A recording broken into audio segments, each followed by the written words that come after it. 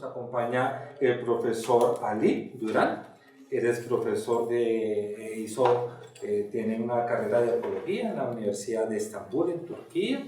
También tiene una maestría en conservación en arqueología y museografía, ¿cierto? Y una maestría en arqueometría. Actualmente está cursando su doctorado en arqueología y ya es candidato a doctor y está a punto de terminar. Y es la persona, digamos, que nos va a acompañar en la parte de artes. Y tenemos al profesor César Sierra, él es químico de la Universidad de la UIS. Hizo su doctorado en química en Massachusetts y actualmente es el director del departamento de química. Aparte, digamos, de que le han interesado estos temas de la arqueología, el profesor ganó recientemente un premio de emprendimiento en Inglaterra, ¿cierto? Sobre un proyecto de bolsas de plástico para preservar alimentos. Entonces, aparte de sus intereses científicos, también es una persona, digamos, que nos va a servir de ejemplo para estos temas de emprendimiento, y seguramente el otro año pues, nos va a dar una charla alrededor de este tema. Entonces, sin más preámbulo, le damos inicio a la conferencia y mil gracias. Okay. Gracias. Bien, ya que la hora es complicada, queremos que sea más que una presentación, sea una charla entre todos. Entonces queremos que si en algún momento tienen alguna pregunta, inmediatamente la respondamos para que sea como un diálogo. La idea de hoy es que el título que le íbamos a colocar con Ali era Diálogo entre química y arqueología. Esa era la idea. Por ejemplo, yo traje 100 diapositivas, el profesor trajo 50, entonces pasarlas todas sería imposible. Entonces, la idea sería que vamos a dialogar en cómo nuestras dos ciencias se integran y cómo las envolvemos. No sé, Ali, si quiere decir algo ahí al respecto. Tal vez empezamos con las diapositivas porque míos son más como generales. Mostramos una idea general.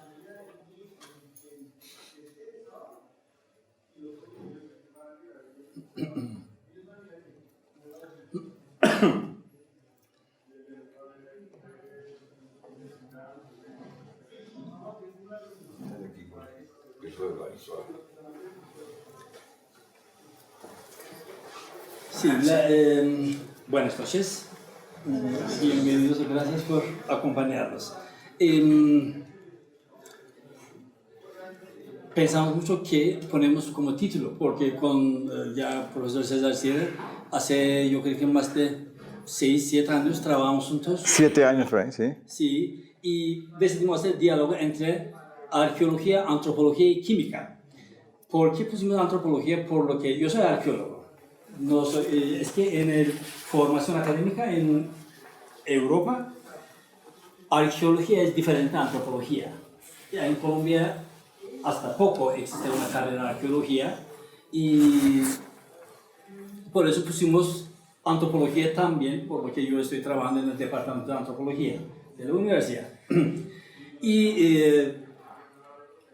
empezamos por la objetivo de arqueología. Y arqueología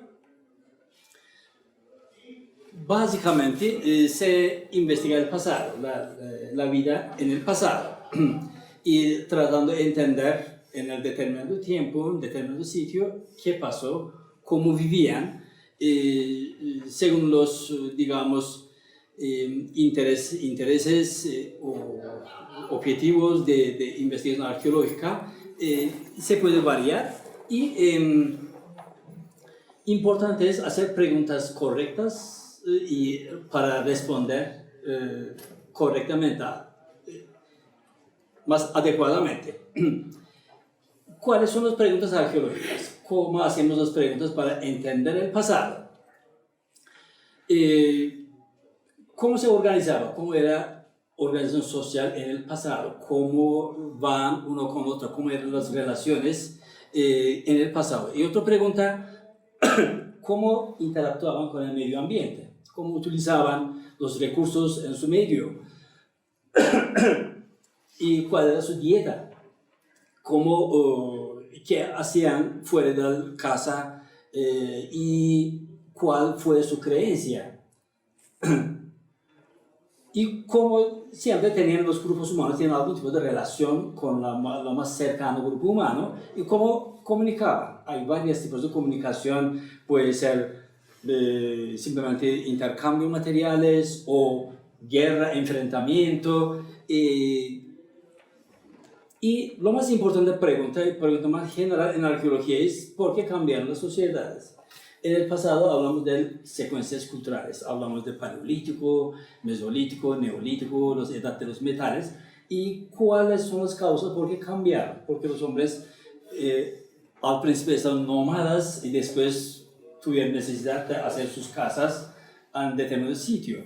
¿Por qué cambiaron? ¿Cuáles son los factores que hacen cambiar la humanidad? Y el estudio arqueológico tiene varias fases. Y cualquier disciplina tiene también su propia metodología, arqueología también tiene su metodología. Primero se hace un planteamiento, una hipótesis teórica, siguiendo con esa teoría, y se empieza, se adelantó, hace una prospección arqueológica donde se suponía había sitios arqueológicos, vivían los hombres. Siguiente fase es hacer excavación, sacar los objetos que dejaron los hombres donde vivían. Después viene el trabajo del laboratorio. Laboratorio, los materiales que sacamos, hay que hacer análisis. Aquí entramos a acción con la química. Y al fin se hace una interpretación sobre el pasado, sobre la vida doméstica de los humanos. Y hablamos de una disciplina que se llama arqueometría. Cuando se une una ciencia social con una ciencia natural, nace esta disciplina que se llama arqueometría. Arqueometría es básicamente las técnicas y metodologías que utilizan las ciencias naturales aplicando al objeto arqueológico. Uno de estos son lo más conocemos todos, la datación de los objetos arqueológicos. Y eso requiere un trabajo interdisciplinario, varias disciplinas juntan sus conocimientos y sacan una conclusión más concreta, más preciso sobre el pasado. Con la arqueometría, los arqueólogos o arqueometristas buscan respuestas a algunas preguntas. ¿Y qué preguntas responde arqueometría? Primero es, ¿qué tipo de material? Encontramos un objeto, digamos un metal. Sabemos que es un metal, pero no sabemos qué tipo de metal es. Así requiere un análisis de material. Entonces, ¿qué tipo de material? Determinando con las técnicas analíticas de ciencias naturales. ¿Y cómo fabricaba? ¿Qué tipo de tecnología utilizaba?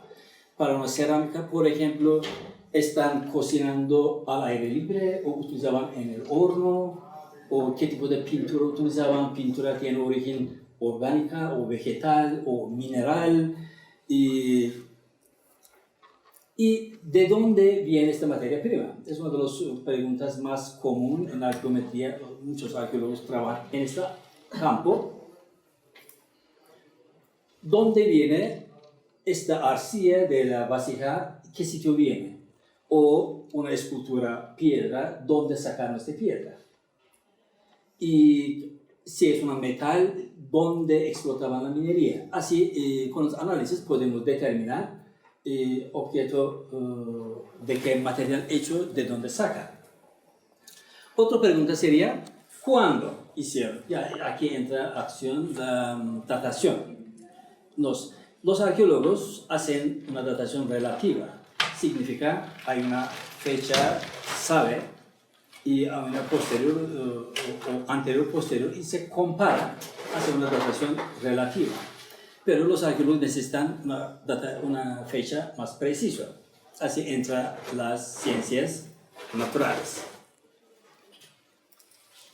Y toda esta pregunta ya nos lleva a una conclusión mucho más concreta, mucho más preciso que cualquier arqueólogo puede hacer solo como arqueólogo.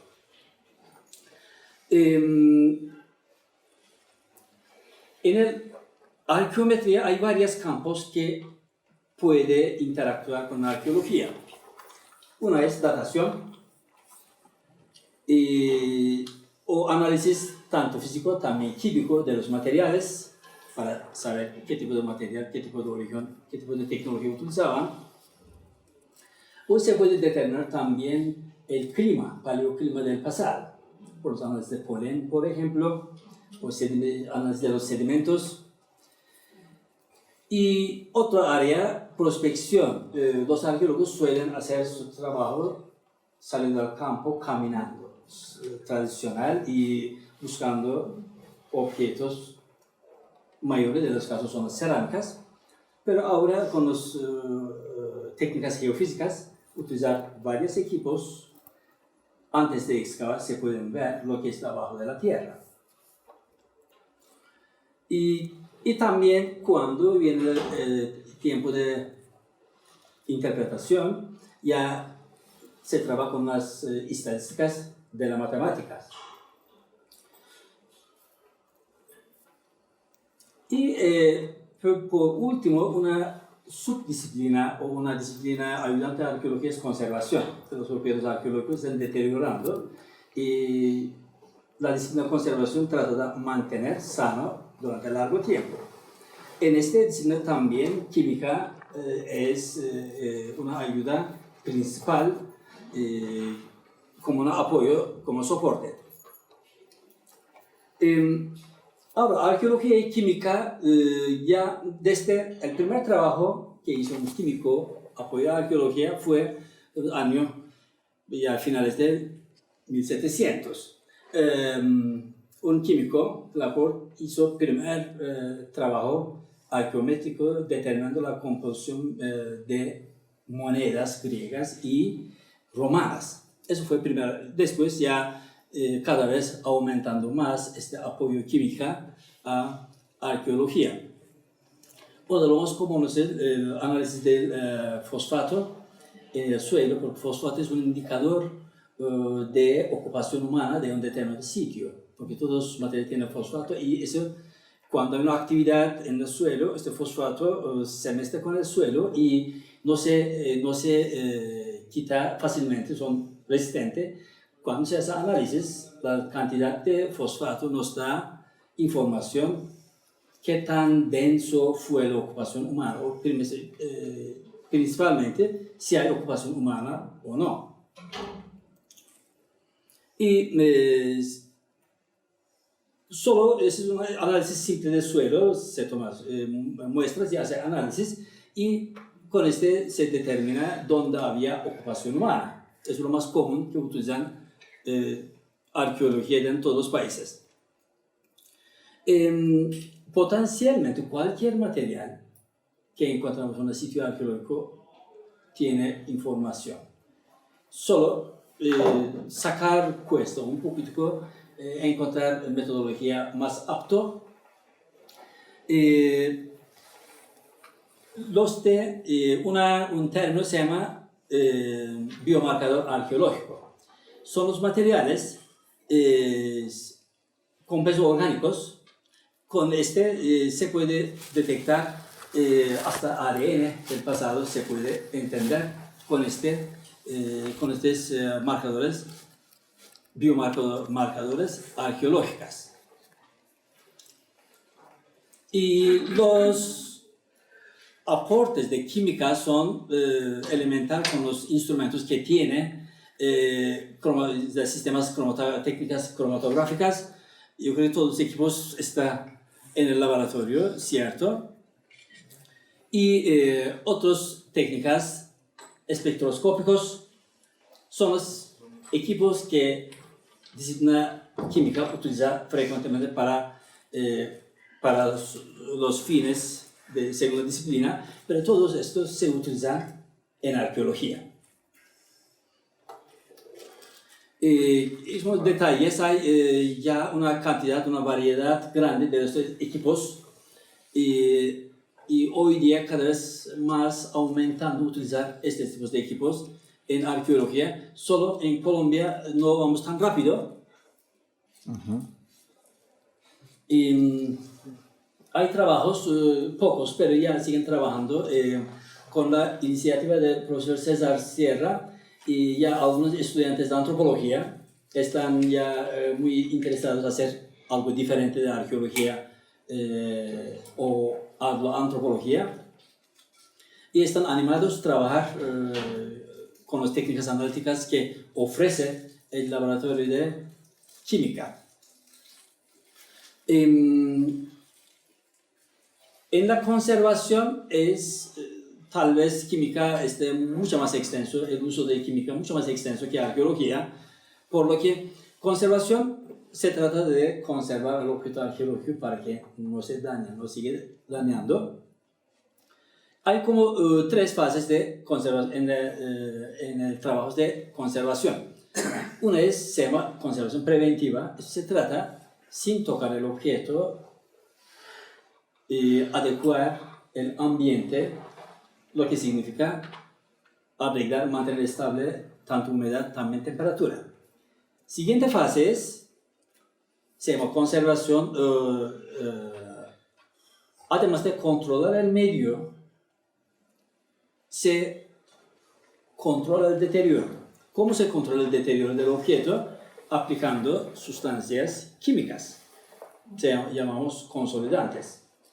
Sin estas sustancias químicas, el objeto puede deteriorar mucho más rápido.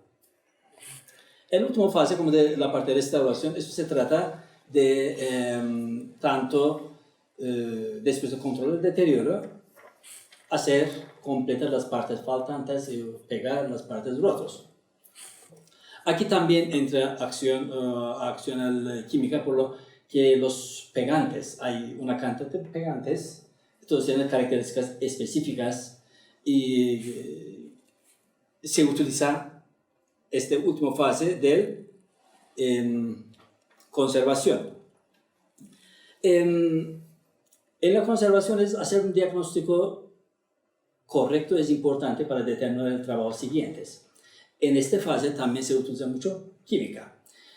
Por ejemplo, estos edificios, antes de hacer cualquier tratamiento de conservación, se hace análisis químicos de los materiales, de los tipos de minerales, de los que tienen como de productos de corrosión de los materiales, y según la determinación de los productos de corrosión se decide qué tipo de materiales van a utilizar.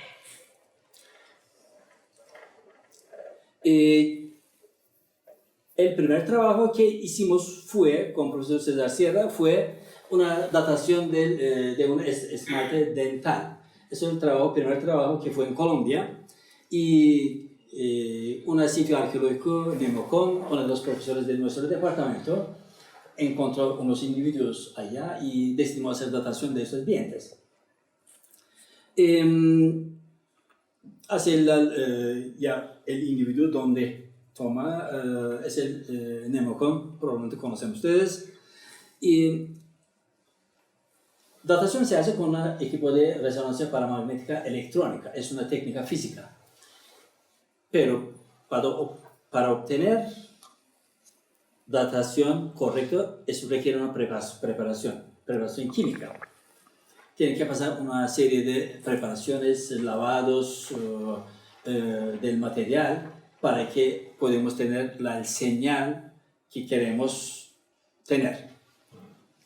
Otro trabajo más interesante, otro estudiante de antropología igual, trabaja con el profesor César Sierra, eso para determinar el dieta de cultura muisca en un sitio cerca de Villa de Leyva.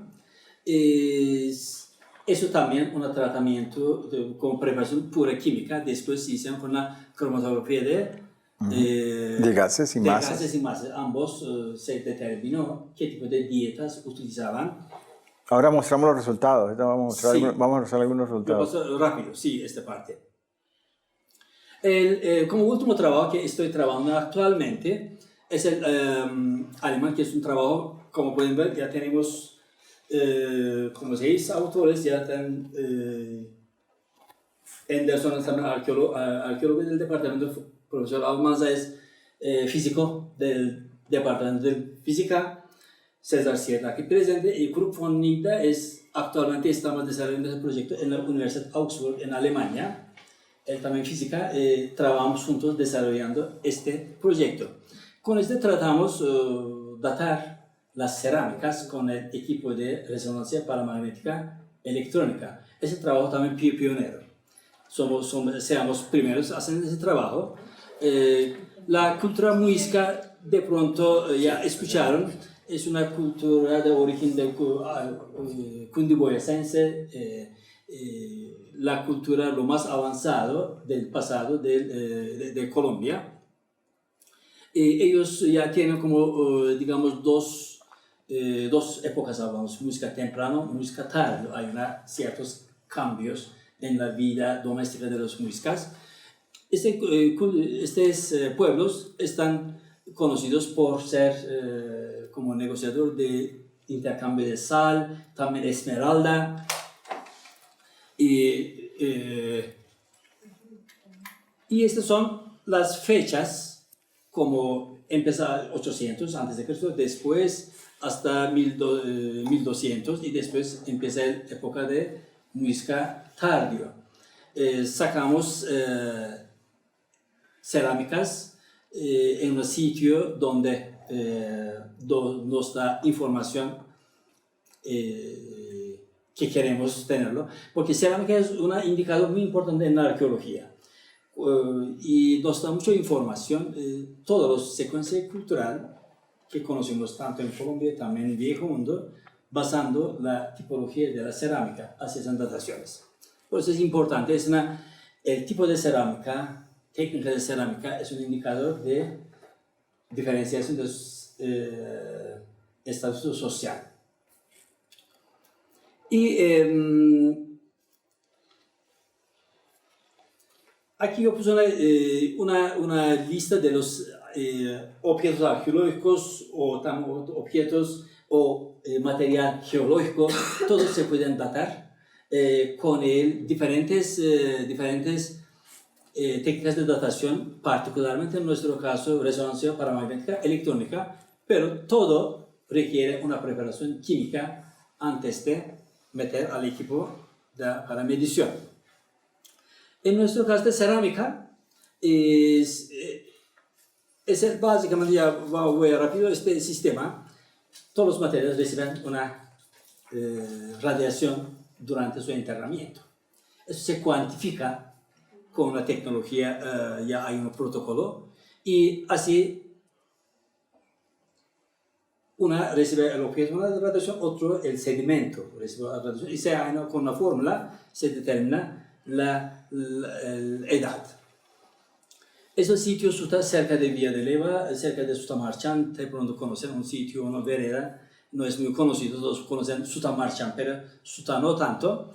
Es el sitio donde el profesor Anderson hizo una extensa prospección arqueológica, y allá decidimos hacerlo porque es sitio importante, junto con Infiernito. Eran dos sitios de tamaño grande en la cultura muisca, por lo que presentaban dos periodos, porque ningún otro yacimiento muestra o pertenece a la música temprano o tardío. Ese presenta dos épocas, por eso decidimos trabajar allá. Para datación tenemos que sacar material nuevo, porque para cualquier análisis químicos, tanto físicos, el equipo debe tener determinadas condiciones antes de meter las mediciones. Por ejemplo, en el tiempo, si guardamos tanto, el sol afecta, temperatura afecta, y por eso tuvimos que ir a hacer excavación y sacar las cerámicas. Así hicimos durante excavación, y así decidimos hacer 9 diferentes cerámicas. Y la preparación es primero, se quita como unos 2 milímetros en la superficie para que cualquier contaminación ambiental eliminamos con quitando, raspando la superficie. Después se muele. Pues los análisis se hacen en forma de polvo. Ahora saben que yo traje también las cerámicas. Pueden observar, son súper chiquiticos, pero yo lo doy a usted. Y estos son los empezamos acá, son los polvos. Se hace una polvo y ese polvo también tiene que tener determinados tamaños de granos. No simplemente moler y poner no es suficiente, tiene que tener... Esto ya era cerámica molida. Sí, eso es molido, correcto. Ya molido. Sí, sí. Y después se tamiza, por eso, para determinar los granos, se tamiza en general entre 75 a 250 micrón de tamaño deben ser. Y después, todos los cerámicos tienen minerales de óxido de hierro, son magnéticos. Y eso no queremos porque se opaca la señal de que señal que queremos. Por eso tenemos que quitar utilizando magnetos para quitar estos magnéticos. Y después ya vienen tratamientos químicos. Lo que se hace primero se lava con la agua oxigenada. Todos tienen un determinado tiempo, una concentración también diferente. Y siguiente, lavando con ácido clorhídrico. Todos tienen un propósito. Por ejemplo, el ácido clorhídrico quita el contenido de los materia orgánica. Y después se lava con ácido fluorhídrico. Todos esos tratamientos, eso quita los minerales de feldespatos, tampoco queremos verlo. Eso durante el proceso hicimos todos esos trabajos en el laboratorio, que el profesor está encargado de este laboratorio, y ese proceso tiene como un día, otro o 8 horas, depende de la concentración que utilizamos. Y después ya se ponen unos pequeños tubos y así todas las muestras están molidos en los tubos. Y para determinar la edad requiere irradiar artificialmente para saber la cantidad de radiación natural durante su enterramiento. Es un protocolo que hace con resonancia paramagnética. Eso durante el proceso. Y toda esa preparación hicimos en Colombia, después llevamos a Alemania. Por lo que hay 2 razones por qué fuimos a Alemania. Primero, el equipo tenemos acá en la física. Sí, el equipo de EPR tenemos en la Universidad Nacional. Tenemos. Pero en el momento estaba dañado. Típica. Sí. Nos sufrimos mucho. El profesor Ovidio trató de mandar a Brasil, porque lo más cerca que hacen allá. Pero no logró. No logramos. No encontré plata y cuando se va a Alemania me dijeron, hubieras traído acá, porque ellos están dispuestos a ayudar con todo. Ellos hubieras traído y reparamos allá. Dije, ya muy tarde. Ya muy tarde. Pero había llevado las muestras. No, sí. Entonces, es una razón. Y otra razón, empezamos un vínculo con las universidades, están tratando de hacer una doble titulación en la Universidad de Augsburg. Están emocionados porque son físicos, son puros físicos. Y cuando ya yo mandé email, el primer email, explicando que hacen datación, emocionaron mucho. Porque arqueología es una cosa diferente. Efectivamente, estaba allá como hace en agosto estuve allá, midiendo. Y hicimos una conferencia allá, estaba lleno.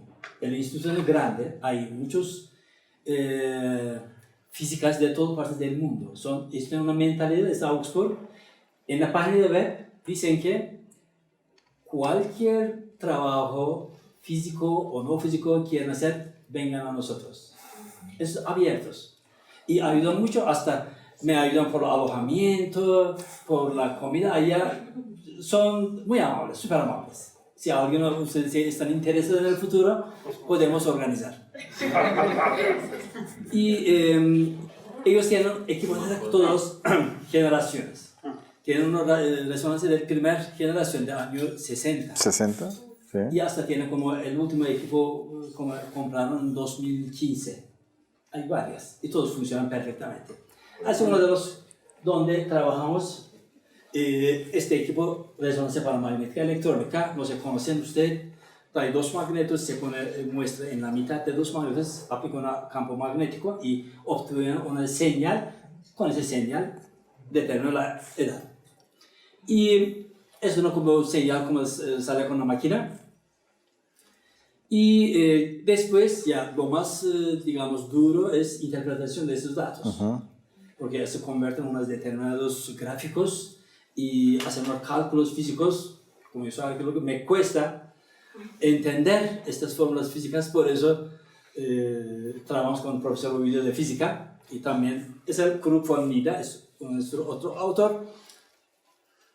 Estas son las señales, estas son las, obtiene una señal de cada irradiación diferente y después se compara, saca hacia donde se encuentra el señal, se llama G-center, donde se obtiene la señal, donde aparece la cantidad de radiación artificial y al fin saca esta gráfica. Estos dos puntos amarillos son los puntos de radiación artificial y con esta curva puede ser tanto curva también lineal y lo que quedó, si pueden ver, en la cero no está en el fondo, esa línea se siga menos de 0 y allá con la fórmula se determina la edad. A menos Esta parte 150. Sí, así ya viene hasta acá. Y esto es básicamente datación. Eso es todo lo que voy a contar con la relación arqueología y química. Ahora el profesor César ya puede tener más detalles de pronto. Ya que usted dio una tan buena introducción, yo solo voy a ir entonces, mire que ya no hago la introducción y voy directamente a la química, exacto. A mostrarles. Ali, es que nos dejas. ¿Qué antigüedad dieron las piezas? Buena pregunta. Precisamente, es el último fase del trabajo, es determinar los radionucleidos, radiación de los sedimentos. Es otra medición. Eso se hace con nuestro equipo. En la Ingeominas, antiguo nombre, el nombre nuevo no aprendí. Servicio Geológico Colombiano, Sí, algo así. Y hace 2 meses ellos tienen sedimentos, me van a entregar Los resultados. jueves. Jueves. Pero hicimos una simulación porque solo nos falta este número, aproximamos un número, pusimos, las fechas que sacamos concuerdan con las fechas obtenidas anteriormente. Entonces significa nuestro sistema funciona bien. Sí. Hay que esperar al jueves. Sí. ¿Con paro o sin paro el jueves? Sí. Bien, entonces, como el profesor lo mencionó ahorita, una cosa que es importante para arqueología también es, a través del alimento, qué información podemos sacar de nuestro pasado. Entonces, la alimentación permite evaluar procesos, comportamientos, costumbres, y entonces una de esas muy interesantes es cuando, imagínense ustedes que esto que ven acá es la pared de un jarrón o una olla que usaban nuestros antepasados. Esta es la cara exterior, esta es la cara interior donde hacían la preparación. Y entonces, cuando usted coge un alimento y por ejemplo, lo prepara en ese jarrón o en esa vasija, resulta que algunas moléculas del alimento podían migrar dentro de las paredes del jarrón y entonces quedaban dentro de la pared y entonces toda la pared del jarrón servía como una protección para esas moléculas. Y de esa forma se conservaron por todos estos años hasta llegar a nosotros. Entonces, ¿cuál es la idea de nosotros como químicos? El profesor encuentra los jarrones, los pedacitos y todo. Nosotros es tratar de sacar esas moléculas que quedaron ahí atrapadas hace siglos y mirando la estructura de esas moléculas, tratar de interpretar de dónde vienen. Si somos capaces de interpretar de dónde vienen, los arqueólogos luego pueden sacar teorías acerca de las costumbres o del estatus social de las personas en esa época, o si que comían bien o comían mal, si había comercio entre una región y otra. Toda esa información se puede sacar. Entonces, la matriz arcillosa se vuelve una bóveda, así le llaman ustedes, ¿no? Una bóveda de la mezcla de componentes. Y uno de los componentes más importantes que nosotros podemos mirar son las grasas. Las grasas. Y ¿por qué las grasas? Es interesante, pero las grasas, dependiendo si son animales o vegetales, tienen cierta estructura química. Entonces nosotros podemos mirarlas. Entonces, cogemos los residuos. Pues la pregunta sería, ¿habrá alguna tecnología para separarlas? Esta es otra, ahorita voy a mostrarles ese trabajo, pero este es otro que estamos empezando con el profesor, la de los textiles. Y ahí tengo también que decirles una cosa que el profesor mostraba ahorita. El estudiante de él llegó a mi laboratorio y me dice, profesor, queremos analizar unos textiles. Entonces yo le dije, ¿qué quiere mirar los textiles? Entonces me dijo, quiero mirar el tipo de sustancias que usaban para colocar el color. Sabiendo el tipo de sustancia que colocaban el color, puedo sacar información arqueológica. Entonces le dije, bueno, hay varias técnicas, pero entonces en química hay algo muy importante, y es que hay técnicas que son destructivas de la muestra y técnicas que no son destructivas. Entonces imagínense un arqueólogo que encuentra una piecita de 1 centímetro por 1 centímetro y yo le digo que se la voy a destruir. Los arqueólogos son súper sensibles. Destructivo. No tocar. Sí.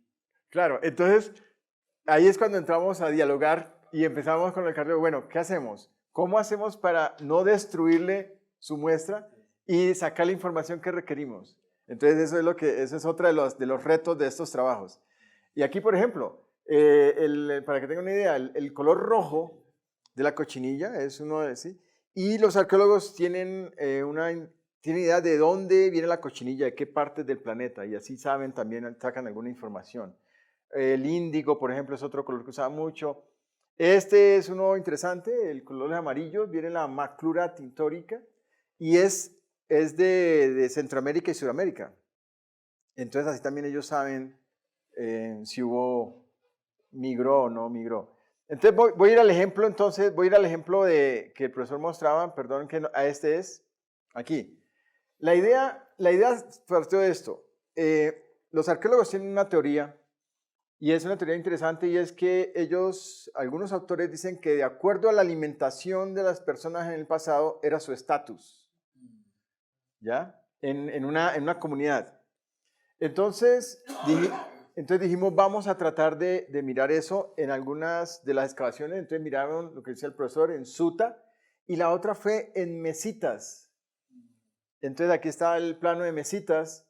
Entonces ellos hicieron sus excavaciones, sacaron las muestras, y aquí están algunos autores, decían, venían muchos indios a bandadas y les traían a los nuestros abundancias de comida, de cuanto ellos tenían, como venados vivos y muertos, tórtolas, conejos, curíes, de todo cual abundaba aquella tierra. Entonces ahí se ve algo de comercio. En algunos pueblos se usaba que el pretendiente enviaba, sin hablar con nadie, a los parientes o padres a la que le pretendía una manta, y si no se la volvían a enviar, luego volvía enviando otra, y una carga de maíz y medio venado. Entonces la gente Iba subiendo la apuesta. iba subiendo. Listo. Entonces, y hay muchos autores que dicen que la alimentación tenía algo que ver con la diferencia social. Entonces, ¿qué encontramos? Hicimos los análisis, como dice el profesor, hicimos todo el muestreo, lo metimos en unos equipos que tenemos en la universidad, analizamos la estructura de las moléculas y encontramos eso que son las señales. Entonces ahí dice el profesor que viene la tarea de nosotros es interpretar cada señal, y entonces en la señal encontramos ácidos. Entonces, por ejemplo, ácido láurico, ácido erucico y así sucesivamente. Y entonces luego nosotros vamos a la literatura y miramos también la abundancia. Y eso, por ejemplo, entonces lo colocamos, esta es la unidad residencial TEM 20. Entonces es una unidad residencial que ellos encontraron, y esto fue en los ácidos que encontramos en los recipientes de esa unidad residencial. Y entonces, esto es de otra unidad residencial, esto es otra unidad residencial, y si ven, las barras son diferentes y los ácidos son diferentes de acuerdo a la unidad residencial. Y entonces, voy a ir acá. Entonces, la unidad, luego entonces vamos a mirar de qué es cada ácido. Entonces, por ejemplo, la unidad residencial 20 tenía ácido sapiénico y ese viene del venado. En esa residencia también tenían maíz, comían hortalizas. Entonces, pero miren, por ejemplo, esta residencia, esta unidad residencial.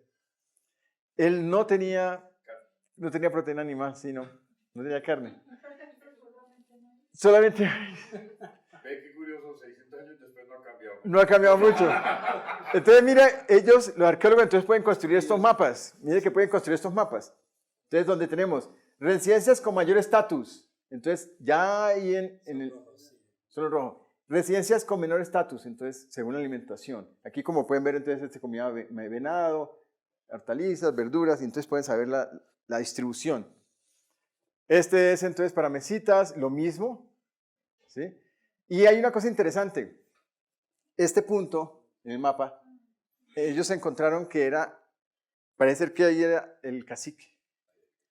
Pero cuando hablan de mesitas, es ahí en el sector de Sutamarcha. No, es en San Agustín. Ah, en San Agustín. Mesitas. Mesitas. Todos conocen Ah, ya, mesitas. no, lo que pasa es que uno San piensa en Agustín. mesitas del colegio y... Ah, ok. Claro, ahí. Lejos, como comparando, sí.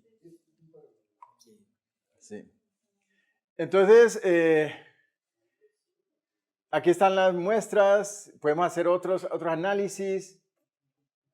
Y entonces, perdón, y podemos hacer otros análisis. Pero queríamos mostrarles eso, ya me mostraron aquí que teníamos tiempo, y entonces era como dialogar con ustedes y era mostrarles esto de cómo la arqueología viene a química y se une y tratamos de encontrar algunas respuestas a las preguntas de ellos. La pregunta de ellos era, ¿será que esa teoría de que según la alimentación también en Colombia funcionaba, de que habían indígenas que no comían bien, otros que comían bien, y eso era el estatus? Y efectivamente eso es lo que hemos encontrado. Los que en la arqueología... Gracias.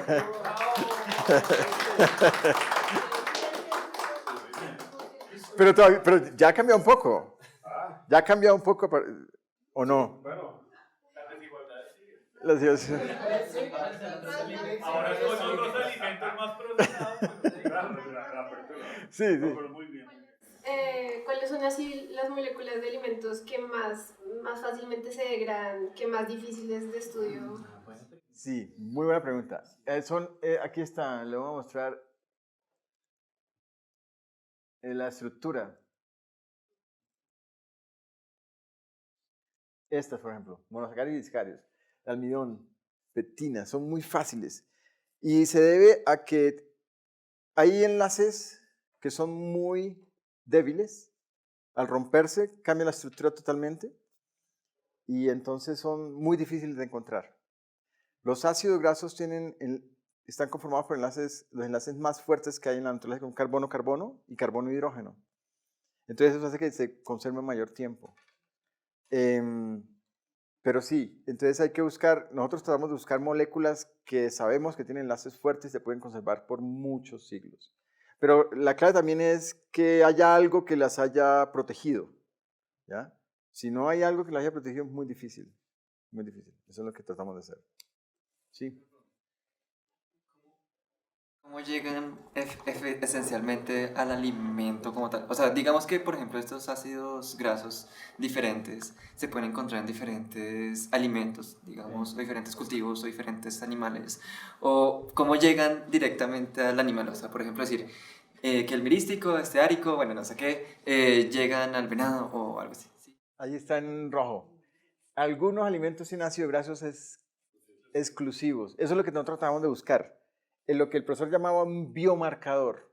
¿Se acuerda que él lo mencionaba? Entonces nosotros tratamos de buscar biomarcadores que nos lleven a determinar qué producto alimenticio es exactamente. Y hay otras formas también, y es la abundancia entre diferentes ácidos grasos. Eso también nos ayuda mucho a determinar qué tipo de alimento es. Pero hay que mirar varias variables. Sí. Entre la estatura y la estructura o la complexión ósea de esas casas o de esos individuos que se alimentaban muy bien, que tenían acceso a la proteína y al resto de alimentos, digamos que teóricamente tenían una alimentación más balanceada que aquellos pobretones que estaban limitados exclusivamente a comer maíz. Que si en el plano que encontramos, sí, sí.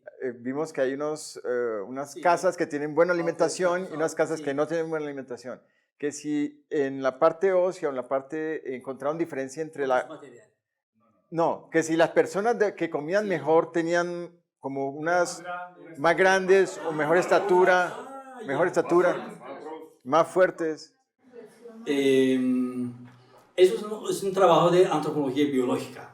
Eso hacen análisis de los huesos y eso parte no nos correspondió, pero tenemos un laboratorio de antropología biológica, tal vez en la universidad.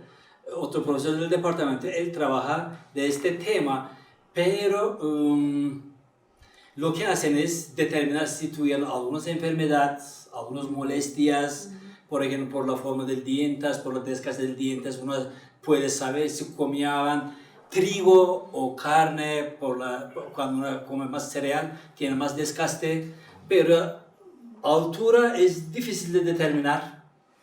Primero tiene que encontrar un esqueleto completo y no se consigue tan fácil. Se consigue un fémur o una cráneo, una parte del brazo, pero no completo. Un fémur, digamos, de una persona de estatura mediana comparado con una de estatura baja. Puede decir, sí, pero hasta ahora nadie trabajó con ese tema, es interesante. Estaba buscando estaba buscando ahí porque yo lo traía en algún lado, y es que en estas excavaciones que estudiamos, desafortunadamente no se encontraron huesos completos, sí. Y eso fue un problema. Sí. No se encontraron. No hay. Eso fue uno de los inconvenientes y eso hace que el análisis químico también sea más riguroso y más difícil. Si encontrábamos, ellos dicen que encontrar restos óseos nos ayudaría mucho más, pero no encontramos desafortunadamente. Sí. Yo estaba pensando un poco en términos de la arqueología, la química y cuando se está hablando de la conservación, pero también la restauración. Sí. No sé si ustedes también han trabajado con tal vez la facultad de arte o digamos en qué punto pasa de ser algo que es solamente para analizar y después algo para mostrar, y si esas mismas técnicas de conservación y restauración también hemos tenido trabajos con otros departamentos que digamos los tejidos que mostraban entonces sí. ya son muestras de arte sí. para museos o cosas así. Tal vez saben, en Colombia había una facultad de restauración que está externada, pero yo creo que está cerrando. En la nacional, como conservación, yo creo que somos como laboratorio de arqueología, hacemos lo más cerca sobre la conservación, pero igual no hacemos trabajos tan activos. Cuando yo estaba en Turquía o en Alemania, estaba trabajando muy activamente en la parte de conservación, pero en Colombia no tuvimos mucha oportunidad de trabajar. Y lo que ayuda a los materiales que utilizamos para tanto conservación, para restauración, pegar las piezas, todos los materiales tienen una vida útil. Entonces, con algunos análisis químicos se puede saber la grado de degradación de los materiales. Es un apoyo, pero este tipo de trabajo no hemos hecho hasta ahora en Colombia. Mejor dicho, cuando vine recién acá, yo hice unos trabajos de conservación. Precisamente hicimos un trabajo en la tierra adentro, una consolidación de unas columnas de uno de los hipogeos. Pero después de eso no volvimos a hacer trabajo de conservación, y por eso tal vez es una razón porque nos orientamos más a hacer arqueometría. El tema de conservación todavía, esta facultad de externado existe, pero según yo escuché, no va muy bien, van a cerrar, yo escuché, porque no había suficientes estudiantes inscritos. De pronto cada vez menos me contaron.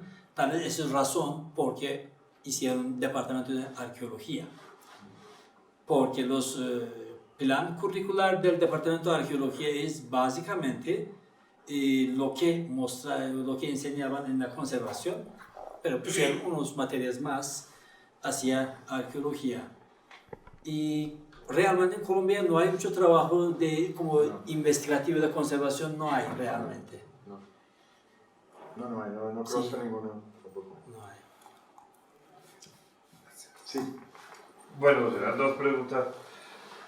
En esta matriz, digamos, de alimentación y de productos vegetales, ¿ustedes han encontrado productos vegetales o animales que procedan de un hábitat geográfico mucho más lejano al Muisca? Eso por un lado. Y la segunda es, particularmente en la misma dirección, los temas de productos vegetales para efectos ritualísticos, por ejemplo, el borrachero, la coca, cosas así, el tabaco, por ejemplo, si aparece ahí. Y la tercera, si me permite, es si tú, viniendo de Turquía, uno piensa bastante en las excavaciones de Şeliman allá donde la hipótesis dice que estuvo Troya, si ustedes han aplicado las mismas técnicas de las vasijas de la antigua Grecia y de la antigua Turquía, en Anatolia me imagino, si encuentran patrones parecidos en este tema de no solo la estratificación seguramente, sino qué alimentos son los característicos de la zona del Mediterráneo allá en tu país. Bueno, pero son como 5 preguntas que me Empezando por Turquía. La arqueología de Turquía es diferente que en Colombia. En Turquía hay unos patrones de asentamiento muy definidos, en Colombia no tanto. Colombia es muy variado. Por ejemplo, en Turquía, cuando digamos que este yacimiento está neolítico, en un yacimiento neolítico sabemos lo que vamos a encontrar y exactamente encontramos lo que uno espera. En cambio, en Colombia no hay un patrón, porque cada región tiene su particularidad. En Turquía no hablamos de diferenciación social tanto, no se habla. En Turquía no hay como un sistema de cacicazgos como que hablan en Colombia. Allá es más igualitario. Sí. Entonces, claro, en Turquía los trabajos arqueométricos son mucho más avanzados. En Turquía hay 2 sitios arqueométricos donde yo hice mi maestría, ¿verdad? Y ellos hacen trabajos de nivel mundial y presentan muy avanzados y hacen todo tipo de análisis, pero lípidos, con los alimentos, no hay mucho trabajo. Entonces, este trabajo ya tiene gran importancia, incluso a nivel mundial. Por eso ya estamos planeando presentar en una simposio de arqueometría. Acá hicimos el último simposio, logramos organizar en Colombia, fue en 2014, LASMAC, se llama Latinoamérica Trabajos Arqueométricos, no me recuerdo el nombre bien. Es nivel América Latino y hubo varios trabajos, presentamos, pero yo creo que actualmente hacemos unos trabajos con el profesor Cesaro, pero no hay más trabajo. Hay un profesor alemán en los Andes, es el químico, también interesa mucho arqueometría, pero es muy orientado a química. Realmente no hay mucho trabajo acá. Y yo creo que eso hace nuestro trabajo más difícil, responder más difícil preguntas arqueológicas en Colombia, por lo que hay mucha diferenciación. Entonces, esta extensión de la comida de terreno requiere un trabajo enorme, porque es raro, digamos, un yacimiento tiene 20 kilómetros de distancia, son totalmente diferentes. Sí. En Turquía no es así. Turquía es distancias largas, pero neolíticos tienen las mismas características. Casa hecho de adobe, las cerámicas tienen determinada forma, todos son iguales. Aquí son diferentes. Por eso, responder a este tipo de preguntas requiere trabajo más extenso. Sí, en cuanto a la pregunta de si hemos encontrado alguna cosa extraña de alimentación que de pronto no fuera de la región, cuando nosotros vemos esos esas señales.